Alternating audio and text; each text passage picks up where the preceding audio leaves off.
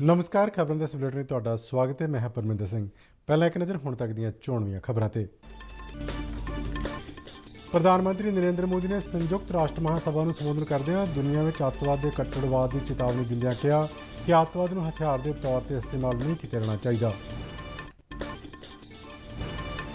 Quad ਨੇਤਾਵਾਂ ਨੇ ਮੁਕਤ ਅਤੇ ਖੁੱਲ੍ਹੇ ਹਿੰਦ ਪ੍ਰਸ਼ਾਂਤ ਖੇਤਰ ਦਾ ਸੱਦਾ ਦਿੰਦਿਆਂ ਭਾਰਤ ਵਿੱਚ ਕੋਵਿਡ-19 ਟੀਕਿਆਂ ਦੀ ਬਰਾਮਦ ਮੁੜ ਸ਼ੁਰੂ ਕੀਤੇ ਜਾਣ ਦੇ ਫੈਸਲੇ ਦਾ ਸਵਾਗਤ ਕੀਤਾ। ਵਾਸ਼ਿੰਗਟਨ ਵਿੱਚ ਕੁਆਡ ਸਿਖਰ ਸੰਮੇਲਨ ਦੌਰਾਨ ਭਾਰਤ, ਅਮਰੀਕਾ, ਆਸਟ੍ਰੇਲੀਆ ਤੇ ਜਾਪਾਨ ਨੇ ਅੱਤਵਾਦ ਦਾ ਵਿਰੋਧ ਕਰਦਿਆਂ ਰਲ ਕੇ ਕੰਮ ਕਰਨ ਦਾ ਅਹਿਦ ਲਿਆ।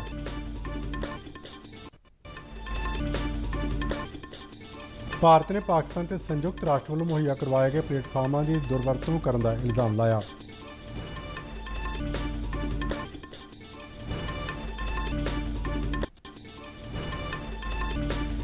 ਪ੍ਰਧਾਨ ਮੰਤਰੀ ਨਰਿੰਦਰ ਮੋਦੀ ਭਲਕੇ ਆਕਾਸ਼ਵਾਣੀ ਤੇ ਆਪਣੇ ਬਹੁਤ ਚਰਚਿਤ ਪ੍ਰੋਗਰਾਮ ਮਨ ਕੀ ਬਾਤ ਤਹਿਤ ਦੇਸ਼ ਵਾਸੀਆਂ ਨਾਲ ਆਪਣੇ ਵਿਚਾਰ ਸਾਂਝੇ ਕਰਨਗੇ।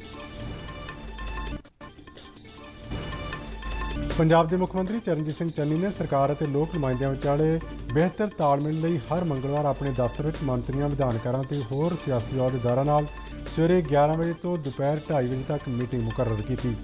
ਮੁੱਖ ਮੰਤਰੀ ਦਫ਼ਤਰ ਅਨੁਸਾਰ ਕੈਬਨਿਟ ਮੀਟਿੰਗ ਹਰ ਮੰਗਲਵਾਰ ਬਾਅਦ ਦੁਪਹਿਰ 3 ਵਜੇ ਹੋਇਆ ਕਰੇਗੀ। ਤੇ ਹੁਣ ਖਬਰਾਂ ਵਿਸਥਾਰ ਨਾਲ। ਪ੍ਰਧਾਨ ਮੰਤਰੀ ਨਰਿੰਦਰ ਮੋਦੀ ਨੇ ਕਿਹਾ ਕਿ ਅੱਤਵਾਦ ਨੂੰ ਹਥਿਆਰ ਦੇ ਤੌਰ ਤੇ ਇਸਤੇਮਾਲ ਨਹੀਂ ਕੀਤਾ ਜਾਣਾ ਚਾਹੀਦਾ। ਸੰਯੁਕਤ ਰਾਸ਼ਟਰ ਮਹਾਸਭਾ ਨੂੰ ਆਪਣੇ ਸੰਬੋਧਨ ਦੌਰਾਨ ਉਹਨਾਂ ਦੁਨੀਆ ਵਿੱਚ ਕੱਟੜਵਾਦ ਅਤੇ ਅੱਤਵਾਦ ਦਾ ਖਤਰਾ ਵਧਣ ਦੀ ਚੇਤਾਵਨੀ ਦਿੱਤੀ। ਉਹਨਾਂ ਕਿਹਾ ਕਿ ਅੰਤਰਰਾਸ਼ਟਰੀ ਭਾਈਚਾਰੇ ਨੂੰ ਇਸ ਵਿਰੁੱਧ ਆਵਾਜ਼ ਚੁੱਕਣ ਦੀ ਲੋੜ ਹੈ। ਪ੍ਰਧਾਨ ਮੰਤਰੀ ਨਰਿੰਦਰ ਮੋਦੀ ਨੇ ਵਿਗਿਆਨਕ ਦ੍ਰਿਸ਼ਟੀਕੋਣ ਅਤੇ ਪ੍ਰਗਤੀ ਸੋਚ ਨੂੰ ਵਧਾਉਣ ਦੀ ਗੱਲ ਕਹੀ। ਪਾਕਿਸਤਾਨ ਅਤੇ ਚੀਨ ਦਾ ਨਾਂ ਲਏ ਬਗੈਰ ਪ੍ਰਧਾਨ ਮੰਤਰੀ ਨੇ ਇਹਨਾਂ ਮੁਲਕਾਂ ਤੇ ਜ਼ੋਰਦਾਰ ਹਮਲੇ ਕੀਤੇ। ਉਹਨਾਂ ਕਿਹਾ ਕਿ ਜੋ ਮੁਲਕ ਅੱਤਵਾਦ ਨੂੰ ਸ਼ਹਿ ਦੇ ਰਹੇ ਨੇ ਉਹਨਾਂ ਨੂੰ ਖੁਦ ਵੀ ਇਸ ਤੋਂ ਖਤਰਾ ਹੈ। दूसरी ओर रिग्रेसिव थिंकिंग के साथ जो देश आतंकवाद का पॉलिटिकल टूल के रूप में इस्तेमाल कर रहे हैं, उन्हें ये समझना होगा कि आतंकवाद उनके लिए भी उतना ही बड़ा खतरा है। आज विश्व के सामने रिग्रेसिव थिंकिंग और एक्सट्रीमिज्म का खतरा बढ़ता जा रहा है। इन परिस्थितियों में पूरे विश्व को साइंस बेस्ड रेशनल और प्रोग्रेसिव थिंकिंग को विकास का आधार बनाना ही होगा। ਪ੍ਰਧਾਨ ਮੰਤਰੀ ਨਰਿੰਦਰ ਮੋਦੀ ਨੇ ਕਿਹਾ ਕਿ ਅਫਗਾਨਿਸਤਾਨ ਦੀ ਧਰਤੀ ਦਾ ਇਸਤੇਮਾਲ ਅੱਤਵਾਦ ਲਈ ਨਹੀਂ ਹੋਣਾ ਚਾਹੀਦਾ। ਉਹਨਾਂ ਅਫਗਾਨਿਸਤਾਨ ਵਿੱਚ ਘੱਟ ਗਿਣਤੀਆਂ ਦੀ ਮਦਦ ਕੀਤੇ ਜਾਣ ਦੀ ਜ਼ਰੂਰਤ ਤੇ ਜ਼ੋਰ ਦਿੱਤਾ। ਉਹਨਾਂ ਕਿਹਾ ਕਿ ਇਸ ਸਮੇਂ ਅਫਗਾਨਿਸਤਾਨ ਵਿੱਚ ਮਹਿਲਾਵਾਂ ਤੇ ਬੱਚਿਆਂ ਨੂੰ ਮਦਦ ਦੀ ਜ਼ਰੂਰਤ ਹੈ। ਉਹਨਾਂ ਅਫਗਾਨੀ ਹਿੰਦੂਆਂ ਤੇ ਸਿੱਖਾਂ ਦੀ ਸੁਰੱਖਿਆ ਨੂੰ ਵੀ ਯਕੀਨੀ ਬਣਾਉਣ ਦੀ ਲੋੜ ਤੇ ਜ਼ੋਰ ਦਿੱਤਾ। ये सुनिश्चित किया जाना बहुत जरूरी है कि अफगानिस्तान की धरती का इस्तेमाल आतंकवाद फैलाने और आतंकी हमलों के लिए न हो।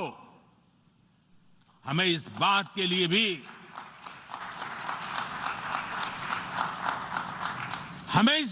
लिए भी सतर्क रहना होगा कि वहां की नाजुक स्थितियों का कोई देश अपने स्वार्थ के लिए एक टूल की तरह इस्तेमाल करने की कोशिश न करें।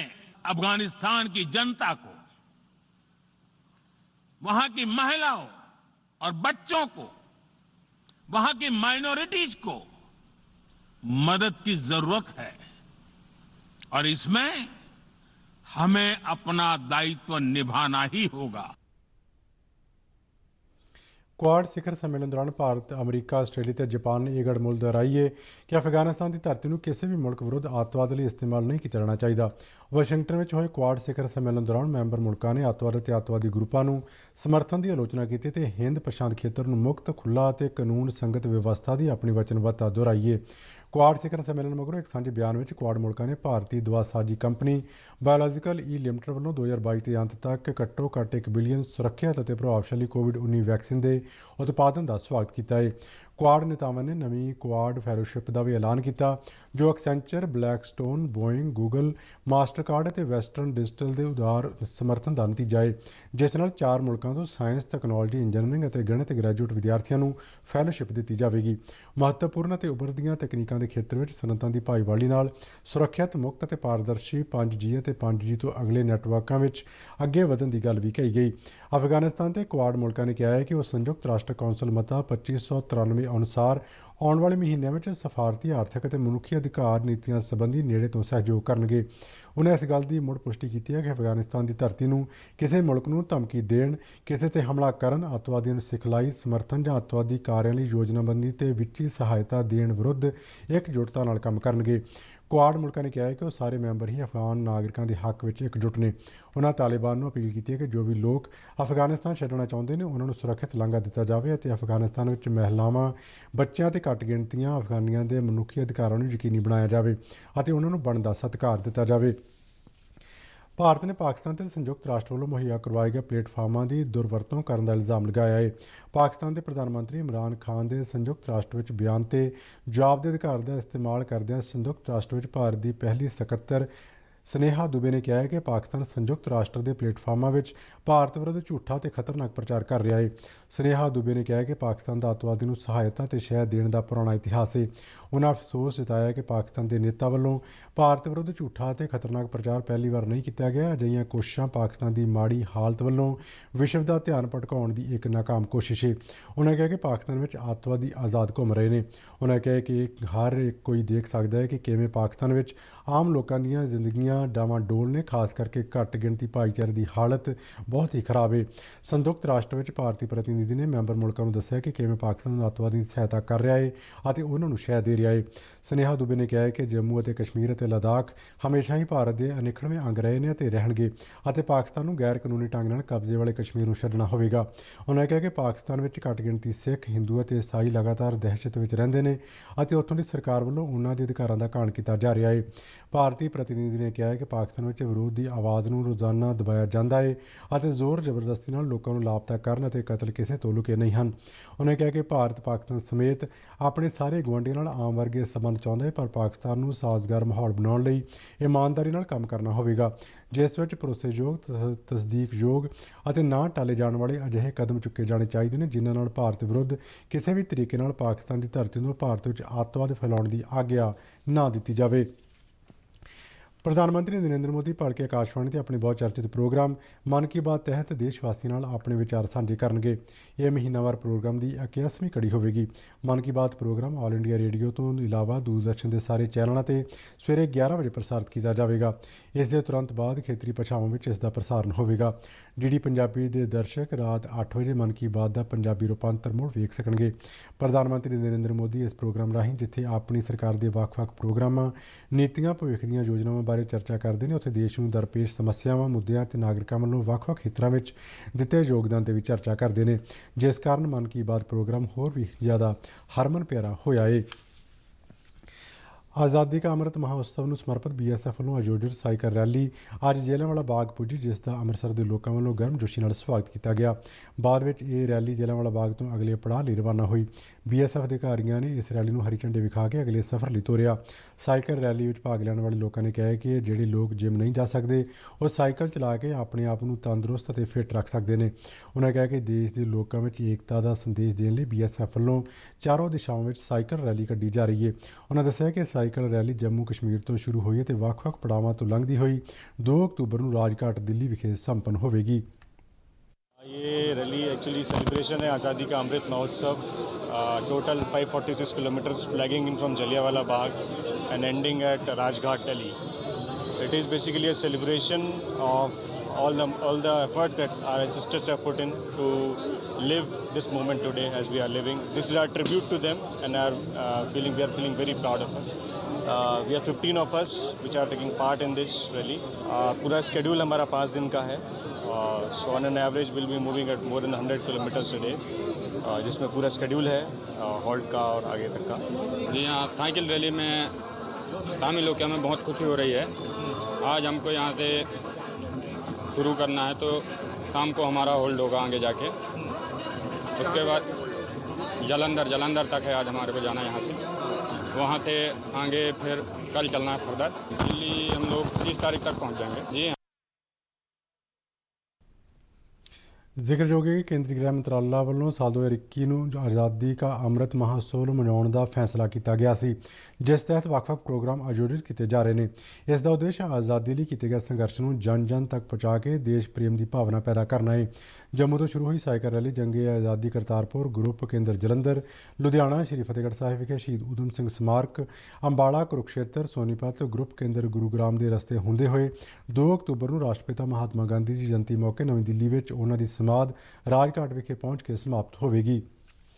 आज आज़ादी के 75वें अमृत महोत्सव के उपलक्ष्य में बीएसएफ पंजाब फ्रंटियर की तरफ से साइकिल रैली का आयोजन किया गया। ये रैली जो हमने स्टार्ट की है आज, ये रैली आज यहाँ से चल के दिल्ली पहुँचेगी और दिल्ली में 2 अक्टूबर को राजघाट में एक बड़ा फंक्शन है जिसमें सारी जितनी भी CAPF हैं उनके रैलीज साइकिल रैलीज आ रही हैं और तकरीबन 900 साइकिलिस्ट जो हैं वो 2 अक्टूबर को वहाँ पर इकट्ठे होकर श्रद्धांजलि देंगे। ਪੰਜਾਬ ਦੇ ਮੁੱਖ ਮੰਤਰੀ ਚਰਨਜੀਤ ਸਿੰਘ ਚੰਨੀ ਨੇ ਸਰਕਾਰ ਅਤੇ ਲੋਕਾਂ ਦੇ ਨੁਮਾਇੰਦਿਆਂ ਵਿਚਾਲੇ ਬਿਹਤਰ ਤਾਲਮੇਲ ਨੂੰ ਯਕੀਨੀ ਬਣਾਉਣ ਲਈ ਆਪਣੇ ਦਫ਼ਤਰ ਵਿੱਚ ਹਰ ਮੰਗਲਵਾਰ ਸਵੇਰੇ 11:30 ਵਜੇ ਤੋਂ ਬਾਅਦ ਦੁਪਹਿਰ 2:30 ਵਜੇ ਤੱਕ ਮੰਤਰੀਆਂ, ਵਿਧਾਨਕਾਰਾਂ ਤੇ ਹੋਰ ਸਿਆਸੀ ਅਹੁਦੇਦਾਰਾਂ ਨਾਲ ਮੀਟਿੰਗ ਕਰਨ ਦਾ ਫੈਸਲਾ ਕੀਤਾ ਹੈ।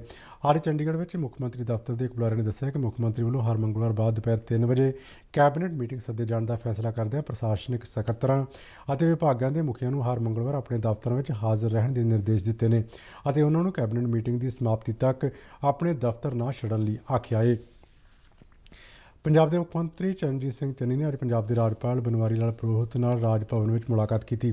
ਇਸ ਬਾਰੇ ਜਾਣਕਾਰੀ ਦਿੰਦਿਆਂ ਮੁੱਖ ਮੰਤਰੀ ਨੇ ਆਪਣੇ ਟਵੀਟ ਵਿੱਚ ਕਿਹਾ ਹੈ ਕਿ ਭਲਕੇ ਪੰਜਾਬ ਕੈਬਨਿਟ ਦਾ ਵਿਸਥਾਰ ਕੀਤਾ ਜਾਵੇਗਾ ਅਤੇ ਨਵੇਂ ਮੰਤਰੀਆਂ ਦਾ ਸਹੁੰ ਚੁੱਕ ਸਮਾਗਮ ਭਲਕੇ ਬਾਅਦ ਦੁਪਹਿਰ 4:30 ਵਜੇ ਹੋਵੇਗਾ।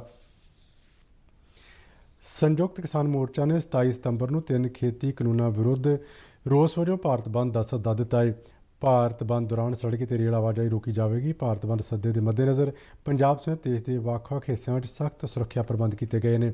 ਕਾਂਗਰਸ ਪਾਰਟੀ ਨੇ ਸੰਯੁਕਤ ਕਿਸਾਨ ਮੋਰਚਾ ਤੇ ਹੋਰ ਜਥੇਬੰਦੀਆਂ ਵੱਲੋਂ ਭਾਰਤ ਬੰਦ ਦੇ ਇਸ ਸੱਦੇ ਨੂੰ ਆਪਣਾ ਪੂਰਾ ਸਮਰਥਨ ਦੇਣ ਦੀ ਗੱਲ ਕਹੀ ਹੈ। BSF ਨੇ ਭਾਰਤ ਪਾਕ ਕੌਮਾਂਤਰੀ ਸਰਹੱਦ ਦੇ ਅਬੋਹਰ ਸੈਕਟਰ ਦੇ ਬਹਾਦਰ ਕੇ ਖੇਤਰ ਵਿੱਚੋਂ 2 ਕਿਲੋ ਹੈਰੋਇਨ ਬਰਾਮਦ ਕੀਤੀ ਹੈ। BSF ਦੀ ਪੰਜਾਬ ਫਰੰਟੀਅਰ ਦੇ ਜਲੰਧਰ ਵਿਚਲੇ ਹੈੱਡਕੁਆਟਰ ਵਿੱਚ ਪੱਤਰਕਾਰਾਂ ਨਾਲ ਗੱਲਬਾਤ ਕਰਦਿਆਂ ਬੁਲਾਰੇ ਨੇ ਦੱਸਿਆ ਕਿ BSF ਵੱਲੋਂ ਦੇਸ਼ ਵਿਰੋਧੀ ਤੱਤਾਂ ਦੀ ਇੱਕ ਹੋਰ ਕੋਸ਼ਿਸ਼ ਨੂੰ ਨਾਕਾਮ ਕੀਤਾ ਗਿਆ। ਬੁਲਾਰੇ ਨੇ ਦੱਸਿਆ ਕਿ BSF ਦੇ ਜਵਾਨਾਂ ਨੇ ਕੌਮਾਂਤਰੀ ਸਰਹੱਦ ਤੇ ਕੰਡਿਆਲੀ ਤਾਰ ਨੇੜੇ ਸ਼ੱਕੀ ਵਿਅਕਤੀ ਨਾਲ ਕੀਤੀਆਂ ਜਾ ਰਹੀਆਂ ਗਤੀਵਿਧੀਆਂ ਦੇਖੀਆਂ ਗਈਆਂ। BSF ਦੇ ਜਵਾਨਾਂ ਵੱਲੋਂ ਵੰਗਾਰਨ ਤੇ ਉਹ ਵਿਅਕਤੀ ਹੈਰੋਇਨ ਦੇ 2 ਪੈਕਟ ਉੱਥੇ ਸੁੱਟ ਕੇ ਪਾਕਿਸਤਾਨ ਵਾਲੇ ਪਾਸੇ ਭੱਜ ਗਏ ਅਤੇ ਜਵਾਨਾਂ ਨੇ ਮੌਕੇ ਤੇ ਪਹੁੰਚ ਕੇ 2 ਪਲਾਸਟਿਕ ਦੇ ਪੈਕਟ ਬਰਾਮਦ ਕੀਤੇ, ਜਿਨ੍ਹਾਂ ਵਿੱਚੋਂ ਹੈਰੋਇਨ ਹੋਣ ਦੀ ਪੁਸ਼ਟੀ ਹੋਈ ਹੈ। BSF ਦੇ ਬੁਲਾਰੇ ਨੇ ਦੱਸਿਆ ਹੈ ਕਿ ਇਸ ਸਾਲ ਹੁਣ ਤੱਕ ਪੰਜਾਬ ਦੀ ਕੌਮਾਂਤਰੀ ਸਰਹੱਦ ਤੋਂ 341 ਕਿਲੋਗ੍ਰਾਮ ਤੋਂ ਵੱਧ ਹੈਰੋਇਨ ਬਰਾਮਦ ਕੀਤੀ ਗਈ ਹੈ। ਤੇ ਬੁਲੇਟਿਨ ਦੇ ਅਖੀਰ ਵਿੱਚ ਚੋਣਵੀਆਂ ਖਬਰਾਂ ਇੱਕ ਵਾਰ ਫਿਰ ਤੋਂ। ਪ੍ਰਧਾਨ ਮੰਤਰੀ ਨਰਿੰਦਰ ਮੋਦੀ ਨੇ ਸੰਯੁਕਤ ਰਾਸ਼ਟਰ ਮਹਾਸਭਾ ਨੂੰ ਸੰਬੋਧਨ ਕਰਦਿਆਂ ਦੁਨੀਆ ਵਿੱਚ ਅੱਤਵਾਦ ਦੇ ਕੱਟੜਵਾਦ ਦੀ ਚੇਤਾਵਨੀ ਦਿੰਦਿਆਂ ਕਿਹਾ ਕਿ ਅੱਤਵਾਦ ਨੂੰ ਹਥਿਆਰ ਦੇ ਤੌਰ ਤੇ ਇਸਤੇਮਾਲ ਨਹੀਂ ਕੀਤਾ ਜਾਣਾ ਚਾਹੀਦਾ। ਕੁਆਡ ਨੇਤਾਵਾਂ ਨੇ ਮੁਕਤ ਅਤੇ ਖੁੱਲ੍ਹੇ ਹਿੰਦ ਪ੍ਰਸ਼ਾਂਤ ਖੇਤਰ ਦਾ ਸੱਦਾ ਦਿੰਦਿਆਂ ਭਾਰਤ ਵਿੱਚ ਕੋਵਿਡ-19 ਟੀਕਿਆਂ ਦੀ ਬਰਾਮਦ ਮੁੜ ਸ਼ੁਰੂ ਕੀਤੇ ਜਾਣ ਦੇ ਫੈਸਲੇ ਦਾ ਸਵਾਗਤ ਕੀਤਾ। ਵਾਸ਼ਿੰਗਟਨ ਵਿੱਚ ਕੁਆਡ ਸਿਖਰ ਸੰਮੇਲਨ ਦੌਰਾਨ ਭਾਰਤ, ਅਮਰੀਕਾ, ਆਸਟ੍ਰੇਲੀਆ ਤੇ ਜਾਪਾਨ ਨੇ ਅੱਤਵਾਦ ਦਾ ਵਿਰੋਧ ਕਰਦਿਆਂ ਰਲ ਕੇ ਕੰਮ ਕਰਨ ਦਾ ਅਹਿਦ ਲਿਆ। ਭਾਰਤ ਨੇ ਪਾਕਿਸਤਾਨ ਤੇ ਸੰਯੁਕਤ ਰਾਸ਼ਟਰ ਵੱਲੋਂ ਮੁਹੱਈਆ ਕਰਵਾਏ ਗਏ ਪਲੇਟਫਾਰਮਾਂ ਦੀ ਦੁਰਵਰਤੋਂ ਕਰਨ ਦਾ ਇਲਜ਼ਾਮ ਲਗਾਇਆ। ਪ੍ਰਧਾਨ ਮੰਤਰੀ ਨਰਿੰਦਰ ਮੋਦੀ ਭਲਕੇ ਆਕਾਸ਼ਵਾਣੀ ਤੇ ਆਪਣੇ ਬਹੁਤ ਚਰਚਿਤ ਪ੍ਰੋਗਰਾਮ ਮਨ ਕੀ ਬਾਤ ਤਹਿਤ ਦੇਸ਼ ਵਾਸੀਆਂ ਨਾਲ ਆਪਣੇ ਵਿਚਾਰ ਸਾਂਝੇ ਕਰਨਗੇ। ਪੰਜਾਬ ਦੇ ਮੁੱਖ ਮੰਤਰੀ ਚਰਨਜੀਤ ਸਿੰਘ ਚੰਨੀ ਨੇ ਸਰਕਾਰ ਅਤੇ ਲੋਕ ਨੁਮਾਇੰਦਿਆਂ ਵਿਚਾਲੇ ਬਿਹਤਰ ਤਾਲਮੇਲ ਲਈ ਹਰ ਮੰਗਲਵਾਰ ਆਪਣੇ ਦਫ਼ਤਰ ਵਿੱਚ ਮੰਤਰੀਆਂ, ਵਿਧਾਨਕਾਰਾਂ ਤੇ ਹੋਰ ਸਿਆਸੀ ਅਹੁਦੇਦਾਰਾਂ ਨਾਲ ਸਵੇਰੇ 11 ਵਜੇ ਤੋਂ ਦੁਪਹਿਰ 2:30 ਵਜੇ ਤੱਕ ਮੀਟਿੰਗ ਮੁਕਰਰ ਕੀਤੀ। ਮੁੱਖ ਮੰਤਰੀ ਦਫ਼ਤਰ ਅਨੁਸਾਰ ਕੈਬਨਿਟ ਮੀਟਿੰਗ ਹਰ ਮੰਗਲਵਾਰ ਬਾਅਦ ਦੁਪਹਿਰ 3 ਵਜੇ ਹੋਇਆ ਕਰੇਗੀ।